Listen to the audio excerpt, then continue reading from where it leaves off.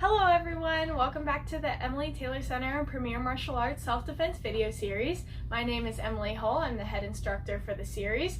This is my best friend Kelly. She's going to be helping with our video again today, like in previous weeks. Today we're going to be talking about the choke defense, the pluck.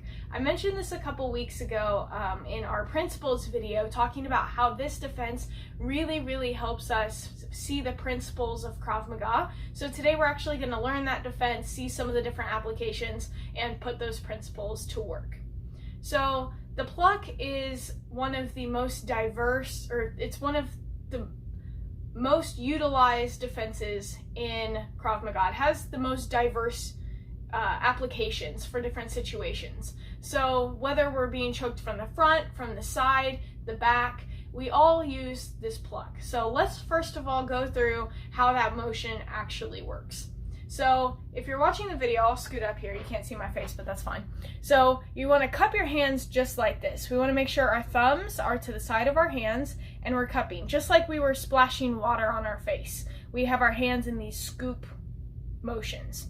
So from here, our pluck, we're going to come around and as far out as we can at an angle, and then we're going to insert at the collarbone and then pull out to our shoulders. Now I say pull out with a little bit of hesitation because we don't want to pull. We want this to be speed based. That's why we keep our thumbs tucked. So if we're here and we're scooping, that uses speed, whereas if we're here and we're grabbing, that uses strength. Especially for someone my size against a bigger opponent, strength isn't going to happen. Most times, all the attacker needs is 5 or 6 seconds to hold on if you're hitting or anything like that before you lose consciousness from either not being able to breathe or the blood getting cut off. So that's why we need to act quickly, and we want to use speed so that way we can make sure we overpower their grip with speed and not strength.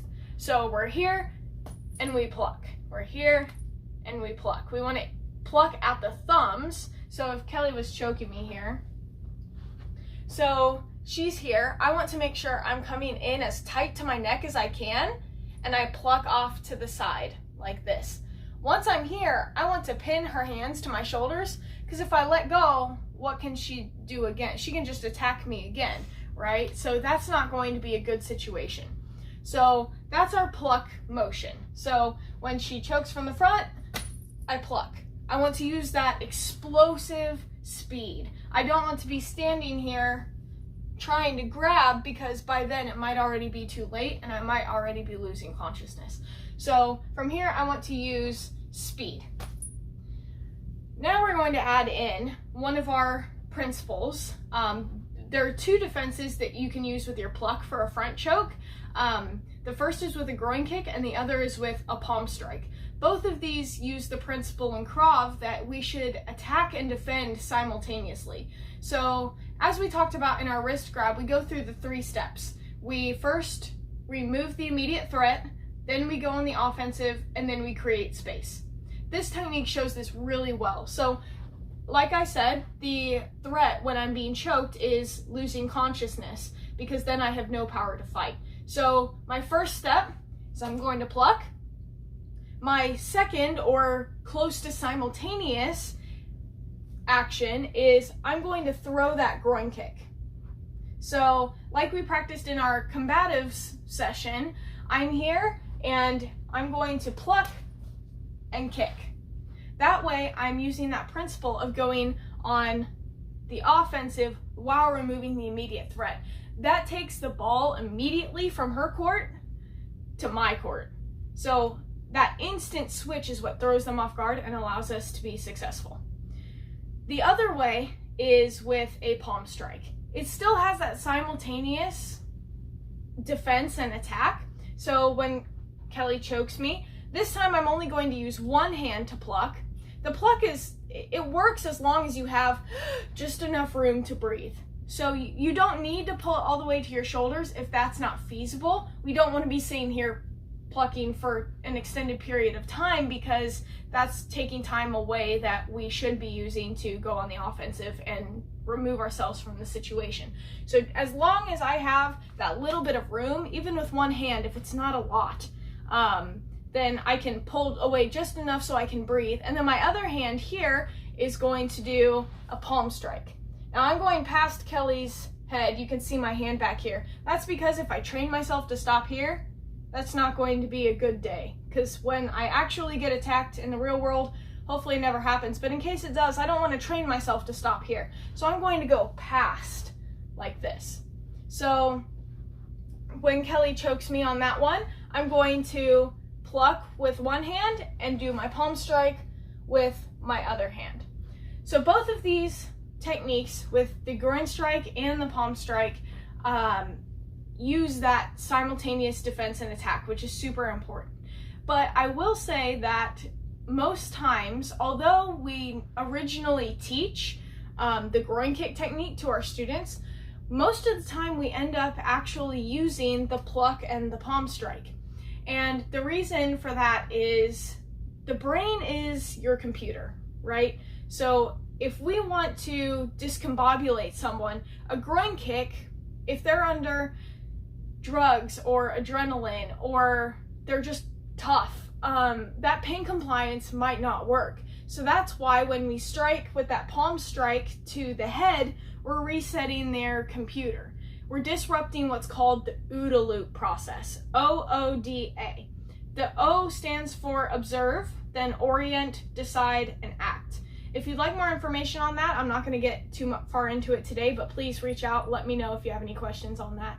Basically, we want to disrupt this loop of them recognizing what we're doing and being able to combat that, to defend against what we're doing. So every time we hit somebody in the head, we're recalibrating that process. We're stopping that process. And if they can't get their bearings on the situation, then it's much, much harder for them to defend our defense and attack. So that one again, when Kelly comes up, I'm going to pluck with one hand, strike with the other. Then from there, I can go into my other combatives. I can do my hammer strikes. I can go and do my knees. I don't believe we talked about that one in our combatives video, but even if we're just doing palm strikes and then going to our self-defense stance and looking behind us and removing ourselves from the situation, then that's awesome. If that's all that it takes, then that's wonderful. Leave the situation and go home safe, because that's our #1 rule. So one last thing I wanted to touch on today is, I know somebody out there is going to have the question, so I want to go over it in the video. So this pluck is, I said it had the most applications out of almost any defense in Krav Maga.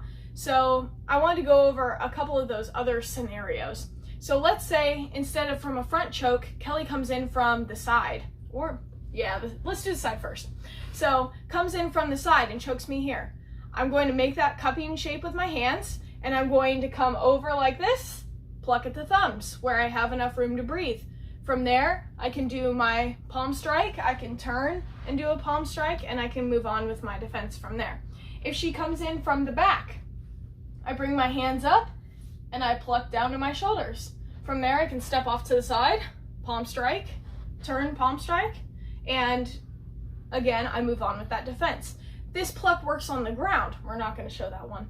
But if we're on our backs on the ground and somebody is choking us, we use that same pluck defense. If it's the like bar arm or the carotid choke like this, we use the same motion. So this pluck is very, very common in chokes in Krav Maga.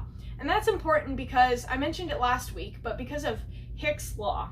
Now, Hick's Law says that the more options you have, the longer it'll take for you to decide. Imagine a street with 100 food trucks, all different types of food. It's going to take a hefty chunk of time for you to decide where you want to eat, unless you already like the food truck. But anyways, it's going to take you a long time. Whereas if you're in a situation where there's 3 food trucks or 2 food trucks, it's going to be a much quicker decision. In Krav Maga, we want to utilize this to lower our response time and be able to defend within a fraction of a second.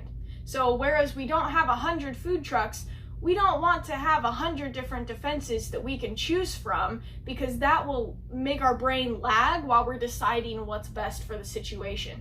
So when Kelly comes up, I don't want to have a pluck and then a wrist maneuver and then all of these different things. And I also don't want to have a different defense, you know, for other positions.